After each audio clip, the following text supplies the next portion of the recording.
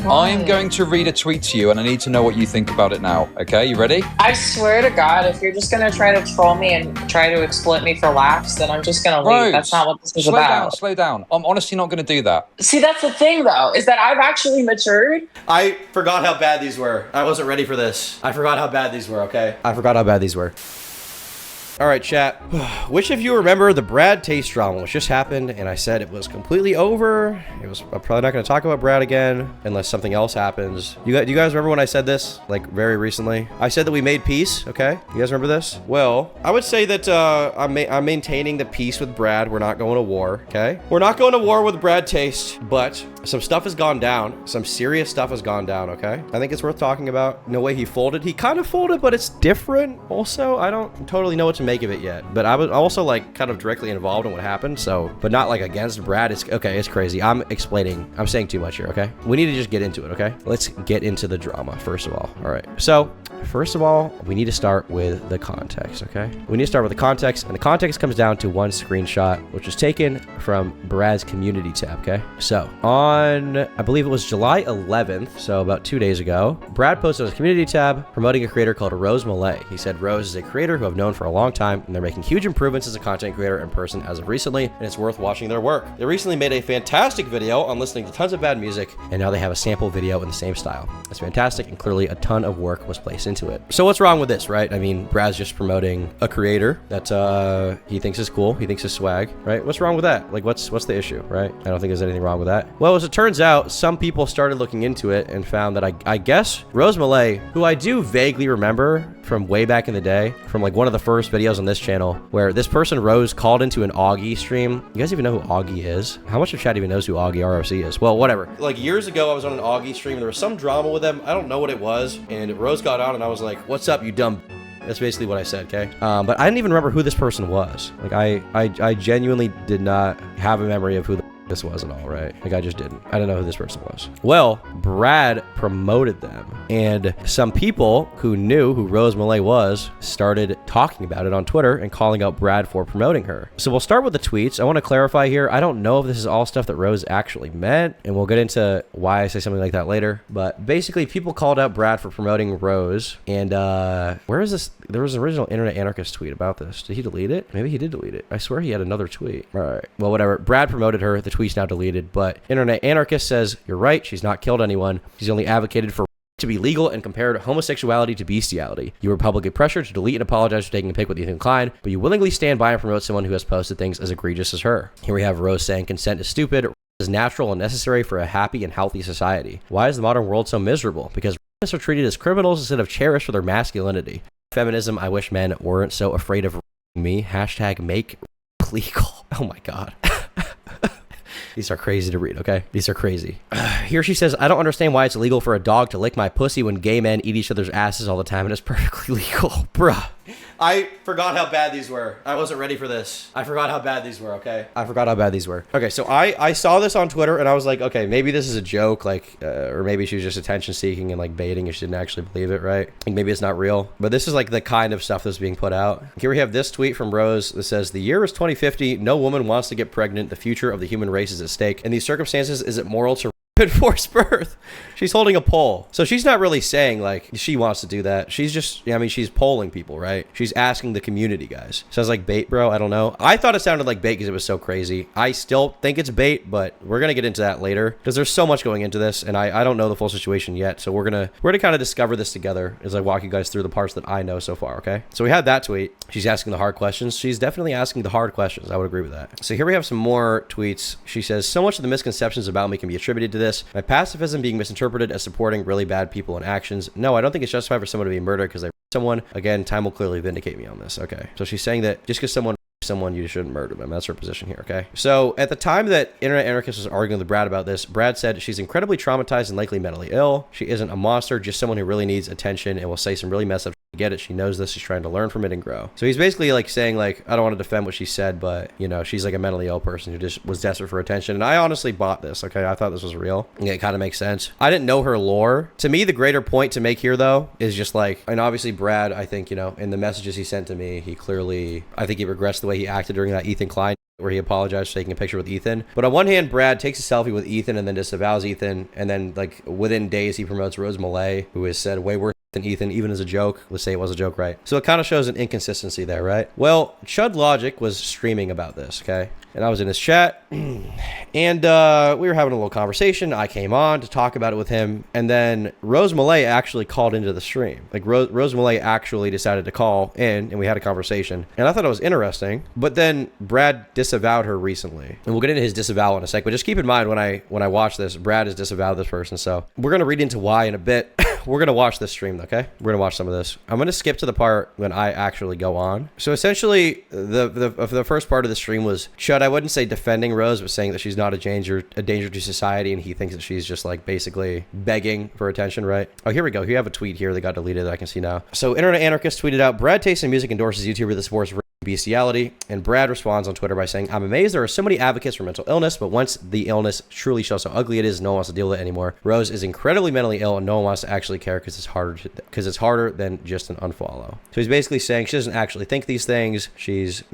pretty crazy. She wants attention. I'm trying to help her because I'm her friend, right? That's basically what's going on here. Chud basically agrees with him. I think he sees the point of hypocrisy, in regards to the Ethan Klein stuff, but he doesn't want to shit on Brad for not disavowing someone, considering that, the community collectively just shit on Brad for disavowing someone. So me and Chud were having a conversation about this, and I was like, I don't know the whole Rose lore. Maybe you can explain it a bit more. He didn't seem to know. He knew a little more than me, but not everything. And I decided to call into his stream here, okay? My main question here is just like, I vaguely remember this name, Rose Malay. I think she used to edit Right Opinion or something. I know people have called her crazy for one reason or another, but I honestly don't remember anything about it. I think there's some commentary AIDS clip where I called her or something, and I think she still tweets about me once in a while, being like, this guy was misogynistic to me. I don't know.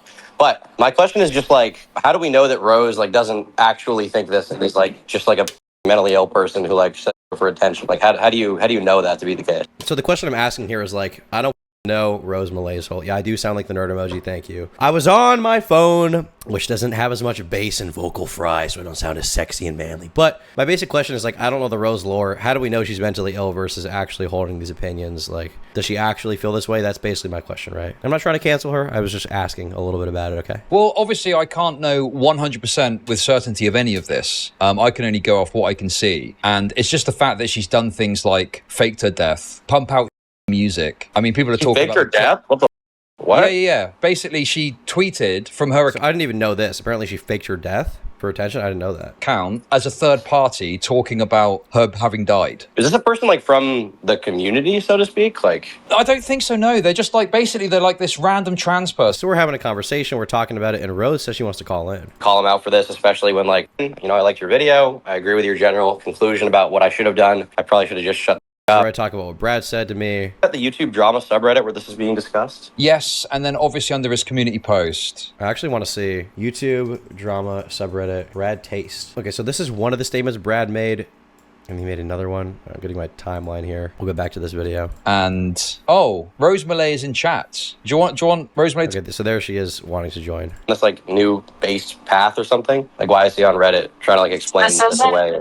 Rose Malay, before you say a single word, I need to ask you something. Why? I'm going to read a tweet to you and I need to know what you think about it now. Okay, you ready? I swear to God, if you're just going to try to troll me and try to exploit me for laughs, then I'm just going to leave. That's not what this is about. Slow down. I'm honestly not going to do that. I'm not going to play your games anymore. I'm not like that. Do you think it should be legal? Yes or no? See this? I knew that you were going to do this. It's a simple question. Because that's all you do. That's literally, oh my God. See, that's the thing though, is that I've actually matured. You just do the same.